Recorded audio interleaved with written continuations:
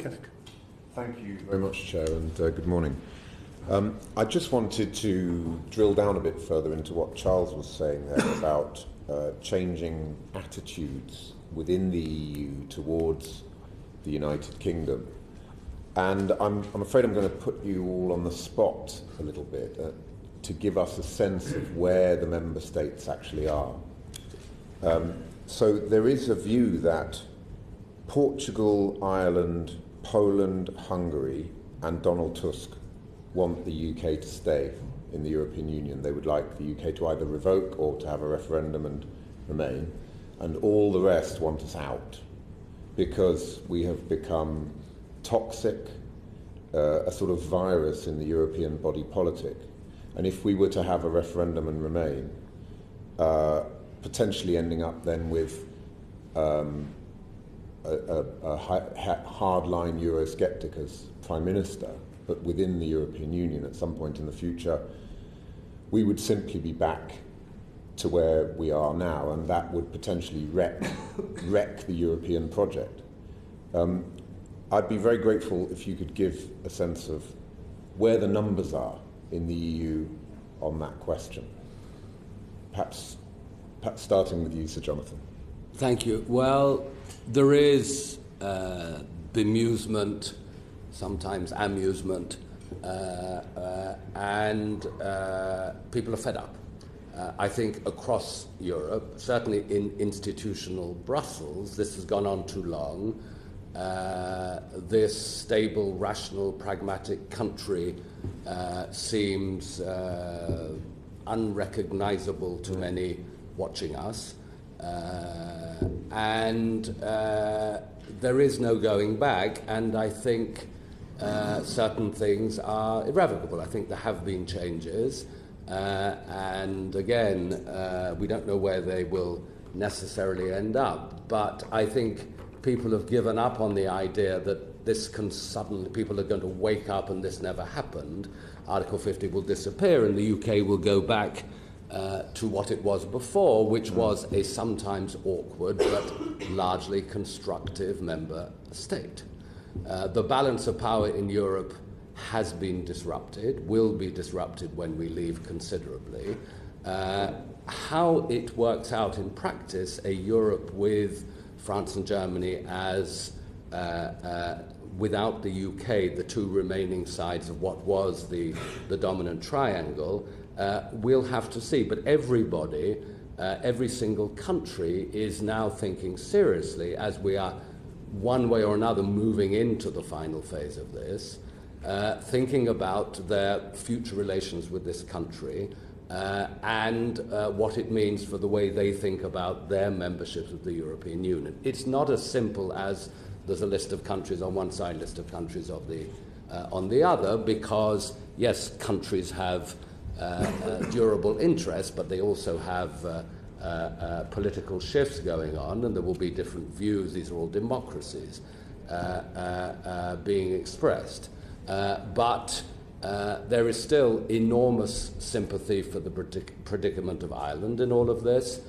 The unity of the 27 has been remarkable, but to be honest, we made it very easy for them because, forgive me, I'm going to talk about cricket for a minute. The bowling has been pretty easy for the batsmen being Brussels, because they have been able to say maiden over after maiden over, we're waiting for the British to tell us what we want. And we're united around a solid legal position, which they struck pretty early and have stuck to.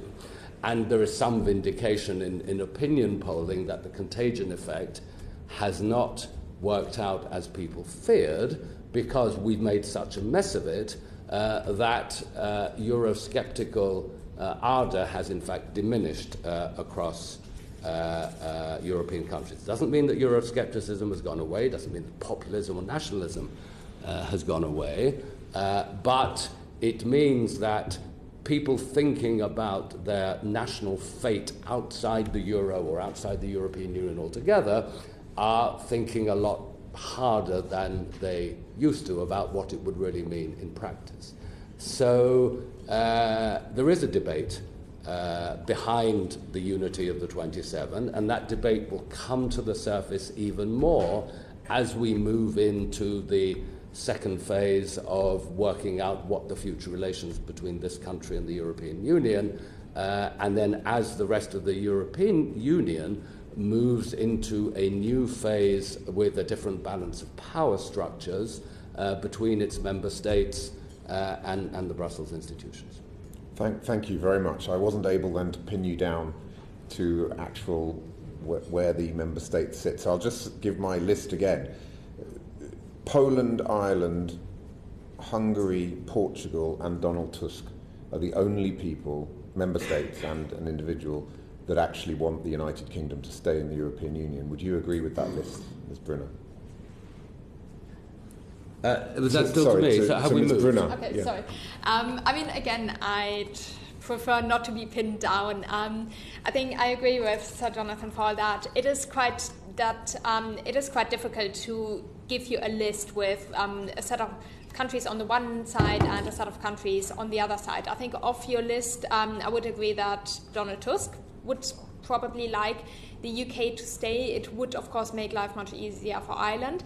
I think regarding the other member states, there is a variety of opinions, and I don't think it's as straightforward as saying that, for example, Germany wants the UK out, because even within Germany you have, there are, I think, some people who would like the UK to change its mind, some people who would probably prefer the UK to be out, so there is quite a variety of opinions, and I think what matters is not only what the countries want, but again how strongly they feel about it, and would a country like Hungary really stand up to the other 26 and fight for this and fight for its position and use its political capital on the Brexit issue. And I'm not sure that Brexit is necessarily that important to most member states, with a big exception of Ireland, of course, possibly France, because Macron seems quite invested in it in a very different way. But other than that, most member states have different concerns, and certainly countries like Hungary and Poland have their own issues with the EU, and in the context of that, in the context of the rule of law questions, I'm not sure they would really spend a lot of political capital on Brexit and on sort of fighting for and defending a position that may go against the consensus. So I'm not sure the UK can. So even if countries would prefer the UK to stay in, I'm not sure they would necessarily be very passionate allies. Thank you. Charles? Well, I have heard a senior official cite the countries you have just named, Mr. Kinnock. But I've heard another senior official say, no, that's completely wrong. Apart from France, they're almost all want to keep us in. And the truth is we don't actually know, and they haven't taken public positions. And as Larissa has said, the opinions are divided. We didn't say Germany. There are different views from different people. They haven't had to take a public position, most of them. I think what has changed in the last 6 months is that even those countries which would like to see the British stay are so fed up they're not prepared to sort of bend over backwards and pull out their fingers to really help them stay that much. I think the example of Sweden I would cite, right? I believe the position of the Swedish government is this, that on balance they would like the British to stay, but they're so fed up with the inability of the British to make up their mind about what they want that their current position is actually the main priority now is to prevent this whole Brexit mess from contaminating the EU, from polluting the EU, and we must put the position of the EU first, this interest of the EU first, and safeguard it from this sort of potential pollution from the British. So that we'd like you to stay, but actually what matters is the tactics of making sure this deal is sorted out one way or the other quite soon. So that's what the Swedes had a little bit of sympathy for Macron on the length of the extension. They didn't actually support him in the end. They had some sympathy for that reason. So I think the prevalent view of most member states now is get this sorted, whether or not they want the British to stay or not. And many of them don't take strong views on that. Thank you. One of the arguments we hear from those who are campaigning for a second referendum or to revoke is that the United Kingdom could then be within the European Union and leading the reform of the European Union and leading a new strategic direction for the EU. Given the events that we've seen since June 2016, how would you rate the chances of the UK remaining in the EU and leading reform? Well, there have been previous attempts to place the United Kingdom at the heart of Europe in a leading position with mixed results. And I don't say that sarcastically. The UK has had a profound impact on the politics and direction of the European Union. And as I said earlier, awkward but constructive member state has done that, and done that reasonably effectively. If the things you described, Mr. Kinnock, came to pass and the United Kingdom somehow remained a member state, then one constructive path for it to pursue, no doubt, would be, we have learned a great deal from the extraordinary process we've been through in this country, and have come to some conclusions or ideas about the way in which the European Union should change and operate differently, and there may well be positive echoes from around Europe. We are not the only Eurosceptic country in Europe. We had perhaps the biggest cocktail of difficulties and resentments and misunderstandings and hostilities because of history and geography and all sorts of other things. But if you take each individual ingredient in that cocktail, you will find other countries across Europe with similar concerns. So adroit leadership could indeed, in what I think are very unlikely circumstances, allow the United Kingdom to take something positive from this experience and help the European Union move forward. Ms. Brunner, I just wonder if you agree with that. Let's, for example, take President Macron's open letter that he published in a range of newspapers, where he set out key directions for what he thinks is about the reform of the European Union, which is very much about deepening EU integration, defending our liberty, protecting our continent, rediscovering the spirit of progress. Do you think it's remotely realistic that, given what we've seen from this country and in this country since 2016, that this country would somehow remain in the European Union and team up with President Macron to drive that reform agenda forward? I think based on what we've seen since June 2016, that to me would seem rather unlikely. I think based on the past 3 years, it seems to me like that the priorities of the UK would be elsewhere. For example, on limiting free movement somehow, which from certainly Macron's perspective and also the perspective of many other member states would undermine the four freedoms, that would undermine the integrity of the single market.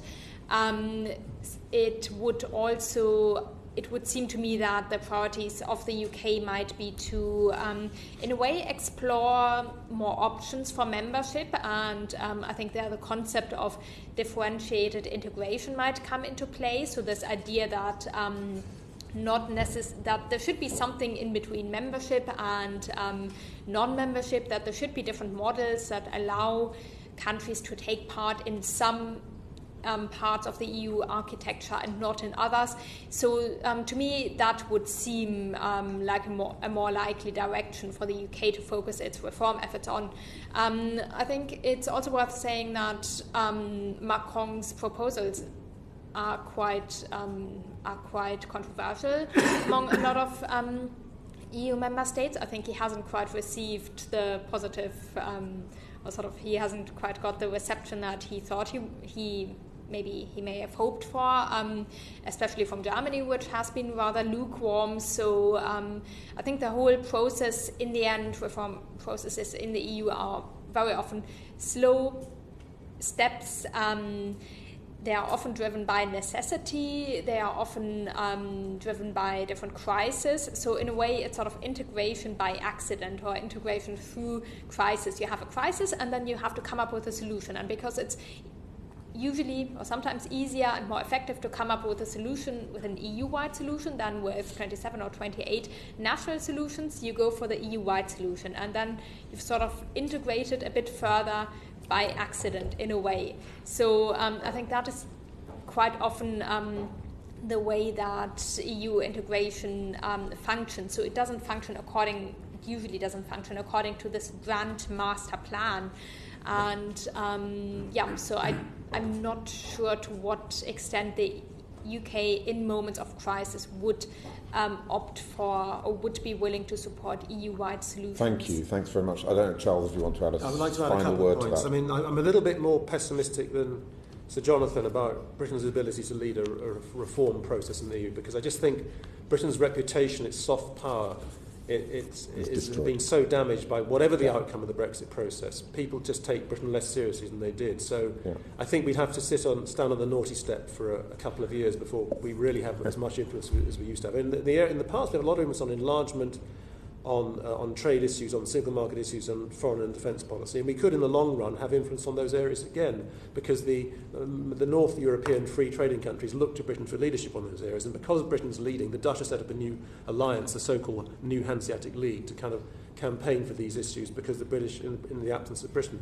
But I actually also think that, strangely, although Macron does want a more integrated Europe, in fact, we're an obvious ally for him in achieving some of his vision, because his fundamental view is as Larissa said, differentiated integration, or variable geometry, or concentric circles. He wants the Eurozone to integrate significantly and thinks it can't survive in a healthy way without a lot more centralisation of decision making, and he may be right for that reason. But he also says that countries shouldn't have to join the euro if they don't wish to. Let there be an outer circle of countries, a second circle of countries in the single market with no commitment to join the euro, and then a third circle for the sort of Britain, Montenegro, Moldova, Macedonia, countries like that want a close relationship with the EU but don't want to be actually full members. But I think, if Britain decides to stay in the EU, then we would be an ally for Macron in looking for that kind of concentric circle model, with Britain not being obliged to join all the circles. And he doesn't have a lot of allies in that at the moment. I think that the Spanish and the Belgians are allies. The Germans are rather sceptical about it. The Poles and Hungarians strongly opposed. They think they'd be made second-class citizens of the EU. So I think potentially there could be a convergence of interest between the Macron vision and Britain once, if it decides to stay in the EU.